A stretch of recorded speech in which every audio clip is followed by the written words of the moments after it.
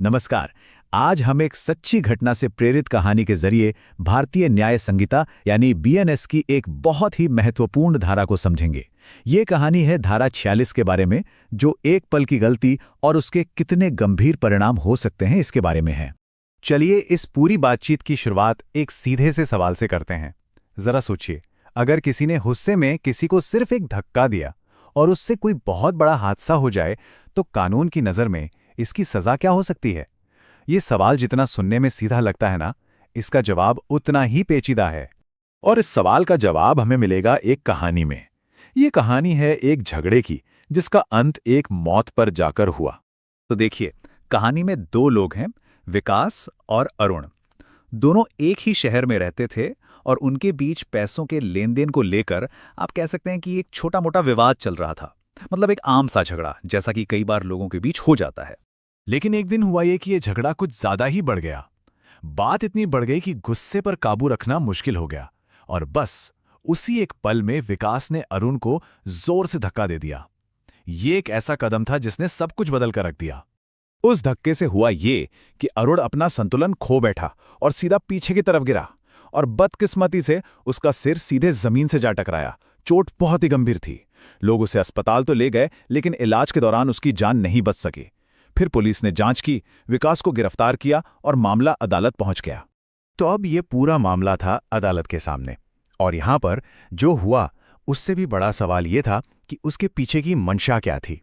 अदालत में विकास ने यही दलील दी। उसका कहना था कि भाई, मेरा इरादा अरुण को जान से मारने का बिल्कुल भी नहीं था, मैंने तो सिर्फ गुस्से में धक्का दिया था। अब सबसे बड़ा सवाल यही था कि क्या कानून सिर्फ इरादे को देखता है, या फिर जो काम हुआ है उसके परिणाम को?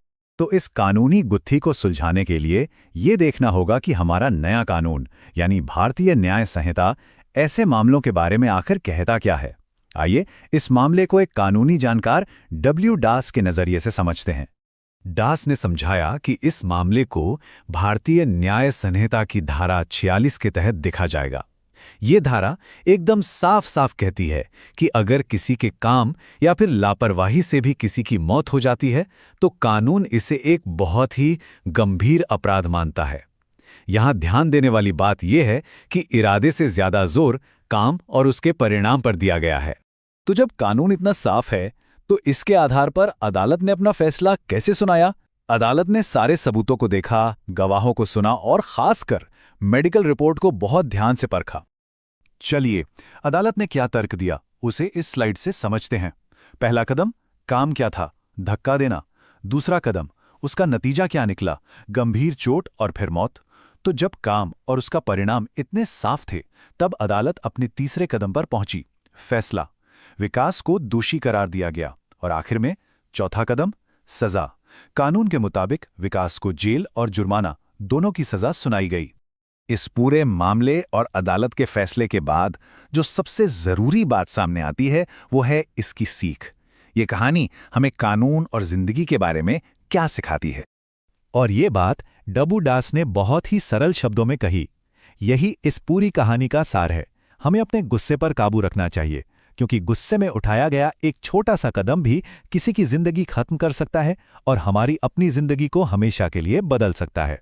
तो अंत में हम उसी सवाल पर वापस आते हैं जिससे हमने शुरुआत की थी, लेकिन अब शायद इसका मतलब और भी गहरा हो गया है। एक पल का गुस्सा और उसकी कितनी बड़ी कीमत चुकानी पड़ सकती है। ये एक ऐसा सवाल है जिस पर हम सभी को सोचना चाहिए।